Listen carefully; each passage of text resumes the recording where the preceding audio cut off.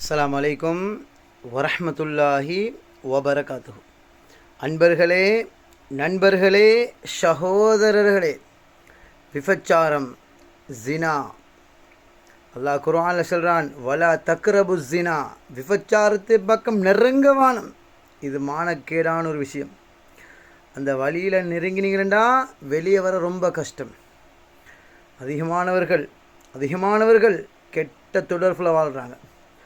பாந்தவர்களே, திருமணம் முடிக்காதொத்தன் விபச்சாரம் செஞ்சால் 100 கசையடி அடிக்கணும்.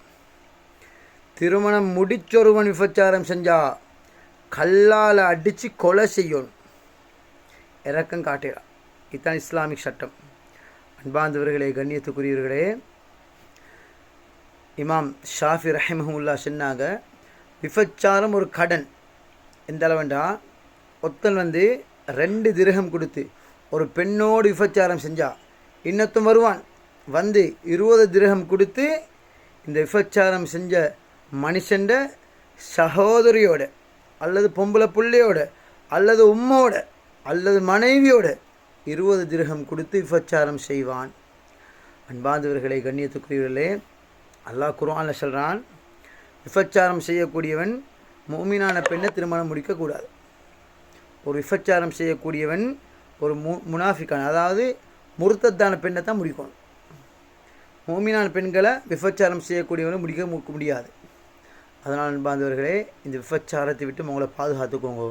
அது மட்டுமல்ல, கபரில் எப்படின்னா, நீங்கள் எத்தனை பேரோடு விபச்சாரம் செய்வீங்களோ அத்தனை பேரையும் அல்லாஹ் நிர்வாணமாக்கி கபருக்குள்ள தண்ணூர் என்று செல்லக்கூடிய ஒரு அடுப்பில் போடுவான்.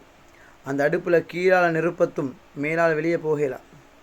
அல்லாஹ் கியாமத்து வரும் வரையில் ட்ரெஸ் இல்லாமல் உடுப்பில்லாமல் அல்லாஹ் அந்த தண்ணூரண்ட அடுப்பில் போட்டு வேக வைப்பான். அது மட்டுமல்ல, கியாமத்து நாளையில் விபச்சாரம் செய்த பெண்கள் தௌபா செய்யாமல் இருந்தால் இவங்களோட மர்மஸ்தானத்திலிருந்து அல்லாஹ் ஒரு நரகத்தையே உருவாக்குவான். அல்லாஹ் பாதுகாக்கணும். அதனால் விபச்சாரத்துக்கு பக்கம் நெருங்கவானாம். இதை விட்டு நீங்கள் உங்களை பாதுகாத்துக் கொள்ளுங்கள்.